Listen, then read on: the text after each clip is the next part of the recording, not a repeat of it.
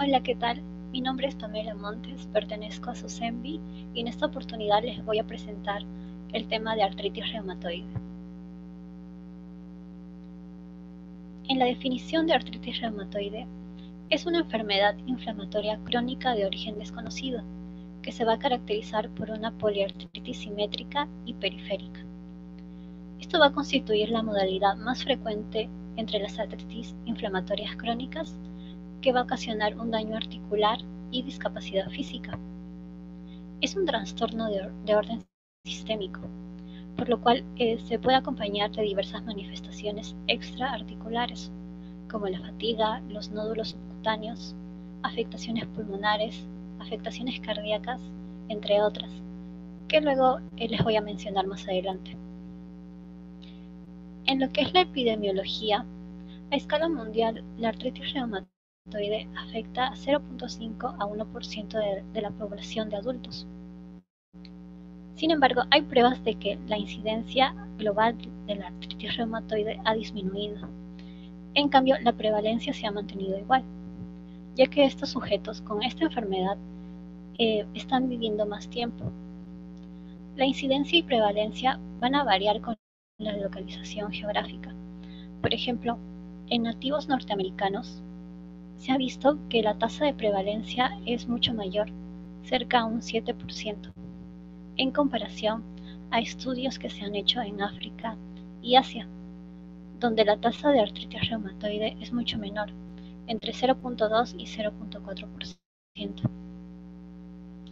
La artritis reumatoide va a afectar con mayor frecuencia a mujeres, en una relación de 2 a 3 respecto a varones. Por ejemplo, esta relación también va a variar según la localización geográfica, como en Latinoamérica y África, donde la variación va a ser mucho mayor, de 6 a 8. En lo que respecta a la etiología de la artritis reumatoide, es posible que los mecanismos patógenos de la inflamación sinovial sean consecuencia de una interrelación compleja de factores genéticos, factores inmunitarios y factores ambientales. En los factores genéticos, se ha calculado que el 33% del riesgo genético se va a encontrar en el interior del locus del complejo mayor de histocompatibilidad. Gran parte de este riesgo va a depender de una variación alélica en el gen HLA-DRB1, que va a codificar la molécula en la cadena beta del complejo mayor de histocompatibilidad tipo 2. Los alelos del HLA-DRB1 que se van a vincular con la enfermedad comparten una secuencia de aminoácidos en posiciones 70-74 en las terceras regiones hipervariables de la cadena HLA-DR-beta, lo cual van a ser llamados epítopos compartidos. La persona que va a poseer estos epítopos compartidos, SE por sus siglas en inglés, van a generar anticuerpos contra CCP, lo cual va a mostrar un peor pronóstico. En lo que es los factores ambientales, el principal factor que se ha visto involucrado va a ser el tabaquismo. Las personas que fuman tienen una mayor citrulinación de proteínas en el líquido bronquioalveolar que las que no fuman. Por eso, exposiciones a largo plazo al humo del tabaco podrían inducir la citrulinación de proteínas celulares en los pulmones y estimular la excreción de un nuevo neoepítopo. Esto va a inducir a una autorreactividad, lo cual va a dar a una formación de complejos inmunitarios.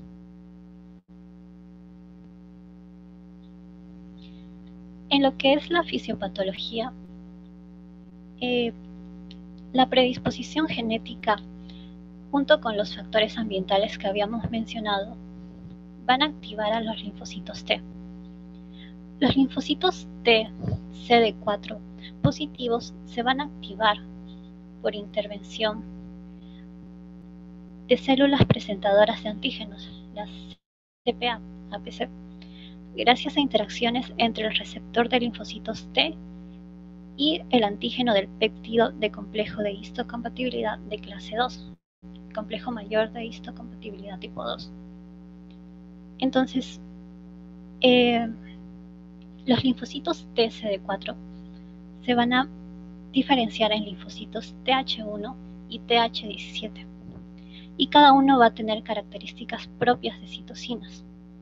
A su vez, los linfocitos THCD4 van a activar a los linfocitos B, y de ellos algunos van a estar destinados a diferenciarse en plasmocitos, productores de anticuerpos, complejos inmunitarios y posiblemente también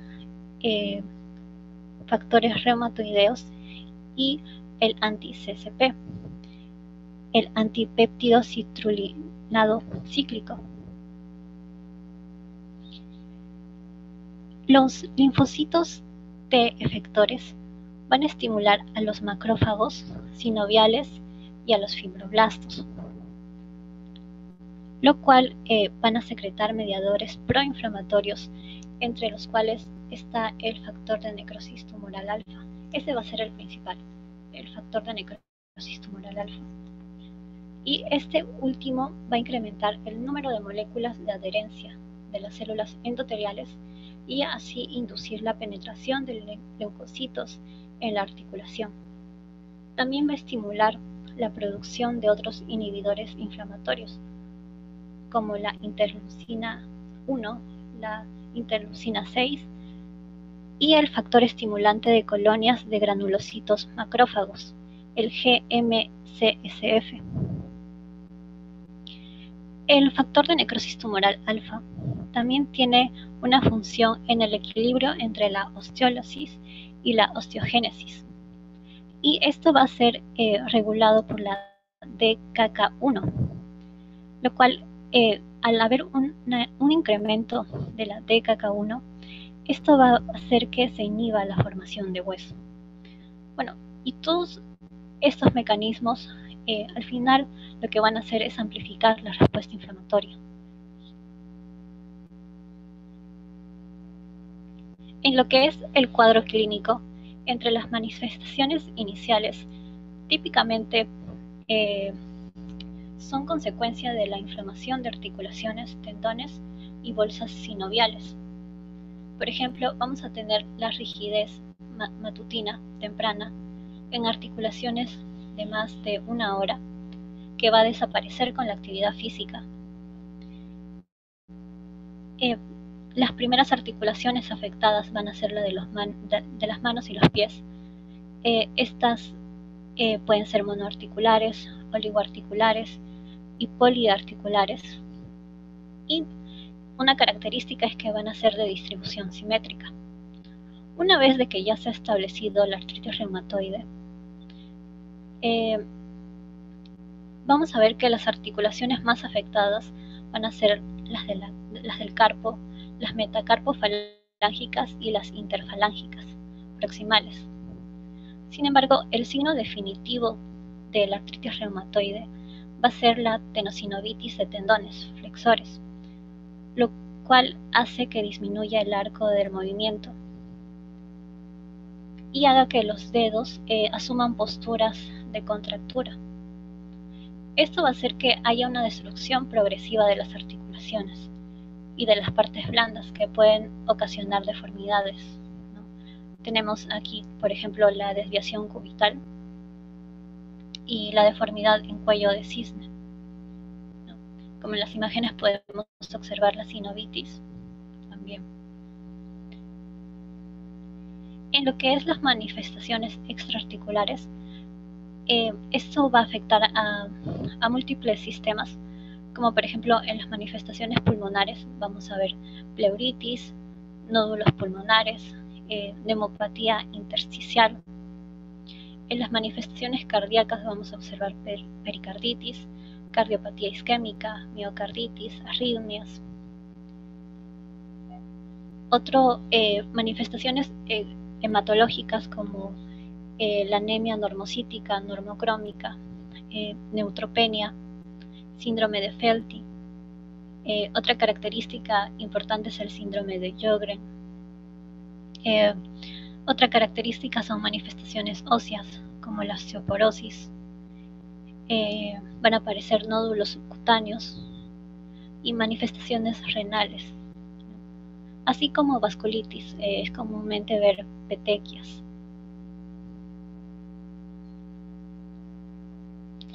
En lo que es el diagnóstico, se va a basar principalmente en observar los signos y síntomas, el análisis de laboratorio y los estudios radiográficos.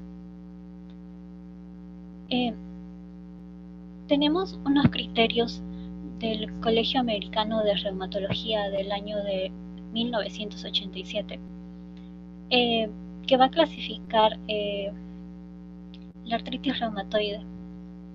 Por ejemplo, si observamos rigidez matutina durante al menos 1 hora, presente durante al menos 6 semanas, la tumefacción, que tiene que ser observado por un médico, de 3 a más articulaciones simultáneamente, durante al menos también 6 semanas, una tumefacción de carpo de las articulaciones metacarpofalángicas o interfalángicas proximales durante 6 o más semanas, que esta tumefacción articular sea simétrica, que hayan cambios radiológicos típicos, por ejemplo en las manos, que deben incluir erosiones o descalcificaciones, los nódulos reumatoideos y el factor reumatoideo sérico, por un método que sea positivo en al menos 5% de los controles normales. Entonces, para establecer el diagnóstico de artritis reumatoide, de todos estos criterios que he mencionado, mínimo tiene que haber 4. De 4 más ya se establece el diagnóstico, ¿no? Sin embargo, esto aparece ya cuando la artritis reumatoide ya está establecida. Por eso en el año 2010 se hizo una nueva clasificación, pero más que todo para hacer una detección temprana. Se basó también en los criterios de la Escuela Americana de Reumatología, pero también la europea. Y también veía criterios como la afectación articular, ¿no? ¿Cuántas articulaciones? Por ejemplo, si solo era de una articulación grande afectada, el puntaje era 0. Si era de 2 a 10 articulaciones grandes afectadas, el puntaje era 1.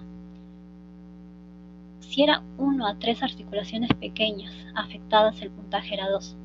Sin embargo, el que tenía más de 10 articulaciones pequeñas afectadas, el puntaje ya era mayor, 5. Lo nuevo que se agregó fue la serología.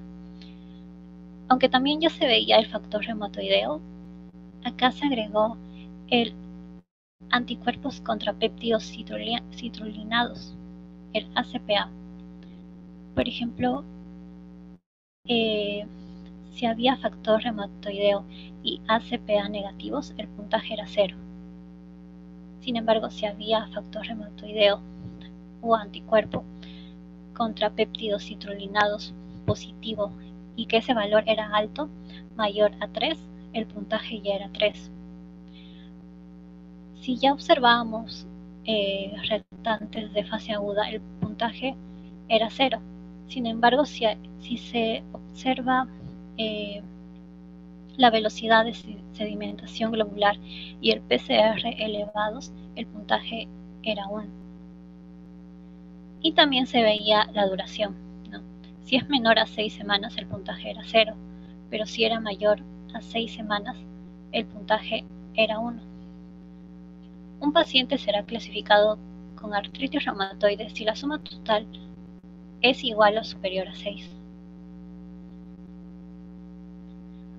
Otros valores diagnósticos que vamos a tener en cuenta van a ser los datos del laboratorio.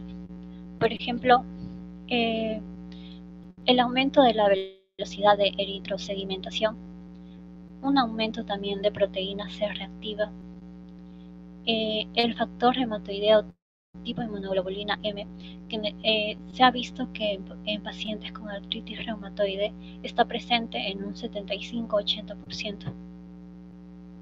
Y anticuerpos anti-CCP en suero. En lo que es el análisis de líquido sinovial, se va a observar que hay un recuento de leucocitos de 5.000 a 50.000 células y que va a ser de un tipo celular predominantemente de neutrófilos. Esto va a ser útil para confirmar la presencia de la artritis inflamatoria. En lo que es estudios de imágenes, vamos a tener dos principalmente. La radiografía simple, que va a ser más que todo para ver un diagnóstico de vigilancia, ¿no? Para ver cómo va evolucionando las articulaciones afectadas. Sin embargo, si quiero tener un diagnóstico más temprano, lo más recomendado es la resonancia magnética, ¿no? que va a tener una mayor sensibilidad para hallar sinovitis y derrames articulares. Y aquí hay un artículo que es de este año, del 2020, en el cual tratan de relacionar un poco, ¿no? O cómo va a afectar el COVID-19 en pacientes con artritis reumatoide, ¿no? Infección por COVID-19 y artritis reumatoide. Están muy lejos, tan cerca. En lo cual, lo principal es que el estudio ve que, ya que los pacientes con artritis reumatoide van a tener un sistema inmunológico débil, bueno, en este escenario de COVID van a tener un mayor riesgo de infección, lo cual va a hacer que en este artículo incentiven o recalquen que es muy importante ver en estos pacientes que no hay ese riesgo. Y también consideran algunos fármacos antirreumáticos como posibles opciones de tratamiento de COVID-19. Sin embargo, dejan como que a un posible estudio, como de que aún se debe de hacer un mayor seguimiento.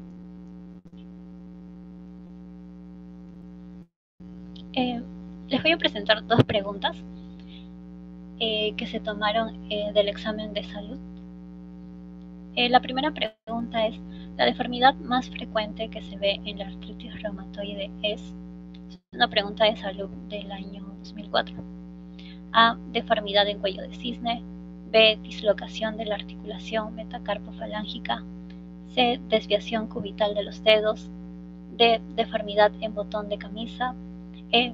Ruptura por atricción del extensor largo del pulgar. Entonces, como vemos en las claves, en la artritis reumatoide se van a presentar, sí, deformidad en cuello de cisne, dislocación de la articulación metacarpofalángica. Sin embargo, se pregunta, ¿no?, ¿cuál es la más frecuente? Entonces, lo que siempre se va a observar va a ser la desviación cubital de los dedos, ¿no? Es el hallazgo más frecuente y más precoz. La segunda pregunta es: ¿cuál de los siguientes datos no es considerado como un criterio de artritis reumatoide según la Asociación Americana de Reumatología? Esta es una pregunta del 2008. Opción A: rigidez matutina de más de 1 hora de duración. B: factor reumatoide positivo. C: presencia de HLA-DR4. D: nódulos reumatoides. Y E: artritis simétrica. Entonces, recordando lo que les había mencionado, según solamente la Asociación Americana de Reumatología, que por aquí está, del año 87, la rigidez matutina de más de 1 hora, sí. Factor reumatoideo positivo, también. Nódulos reumatoides, también. Artritis simétrica, ¿no?, una tumefacción articular que tiene que ser simétrica. Entonces, la clave sería la presencia de HLA-DR. Y bueno, Eso sería todo. Muchas gracias y no olviden que hay flashcards disponibles en Anki en la descripción del video para un repaso del tema. Muchas gracias.